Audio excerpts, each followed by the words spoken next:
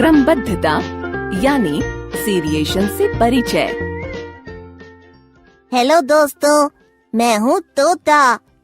आपका इस पाठ में स्वागत है। चलो देखते हैं कि आप इस पाठ में क्या सीखेंगे।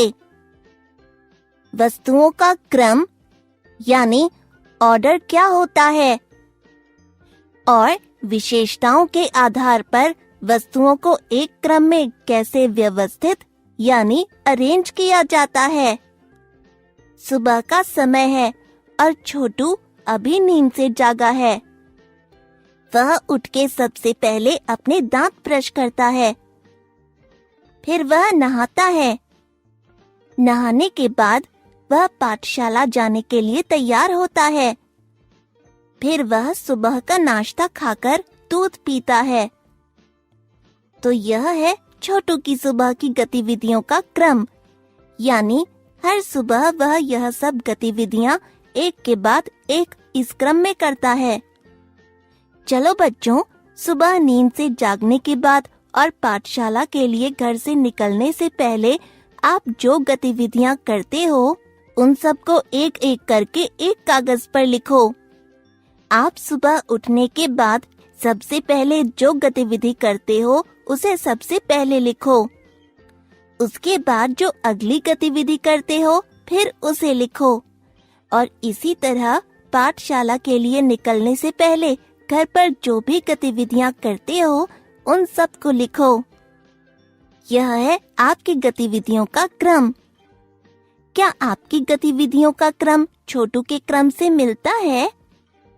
क्या आप जानते हो कि जैसे छोटू और आप सबकी दैनिक गतिविधियां एक क्रम में हैं, वैसे ही अलग अलग वस्तुओं या व्यक्तियों को भी एक क्रम में व्यवस्थित किया जा सकता है। यह बेहतर समझने के लिए छोटू के घर की मेज पर रखे कटोरों को देखते हैं। बाएं से शुरू करते हुए सबसे पहले सबसे बड़ा कटोरा रखा है जिसमें फल रखे हैं। फिर उससे छोटा कटोरा रखा है जिसमें छोटू की माँ सब्जी परोसती हैं और अंत में सबसे छोटा कटोरा रखा है जिसमें छोटू अपना खाना डालकर खाता है। इसका मतलब यह है कि यह 3 कटोरे उनके आकार के आधार पर बड़े से छोटे आकार के क्रम में व्यवस्थित किए गए हैं। इस तरह से वस्तुओं को उनकी किसी भी विशेषता के आधार पर एक क्रम में व्यवस्थित किया जा सकता है। इस प्रक्रिया को क्रमबद्धता यानी सीरिएशन कहा जाता है। बच्चों, क्या आपके घर पर भी ऐसे अलग अलग आकार के कटोरे हैं? क्या आप उन्हें उनके आकार के आधार पर एक क्रम में व्यवस्थित कर सकते हो? अब छोटू अपना सुबह का नाश्ता खाकर और दूध पीकर पाठशाला के लिए निकल जाता है। रास्ते में उसे एक शिकंजी वाला दिखता है। उस शिकंजी वाले के पास 3 अलग आकार के गिलास हैं। एक छोटा गिलास, एक मध्यम आकार का गिलास और एक बड़ा गिलास। तो बच्चों, क्या हम कह सकते हैं कि यह तीनों गिलास एक क्रम में रखे हैं? हाँ, आप लोग बिल्कुल सही हो।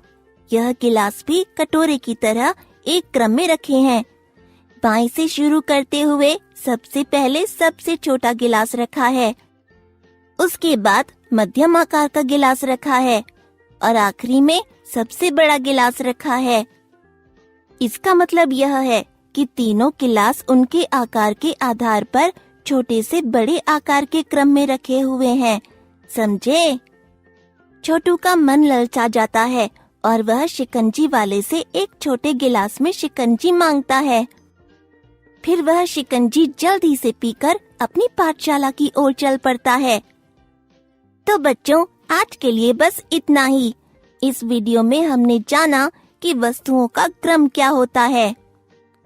वस्तुओं को उनकी विशेषताओं के आधार पर बड़े से छोटे या छोटे से बड़े के क्रम में कैसे व्यवस्थित करते हैं और वस्तुओं को क्रम में व्यवस्थित करने की इस प्रक्रिया को क्रमबद्धता यानी सीरिएशन कहते हैं।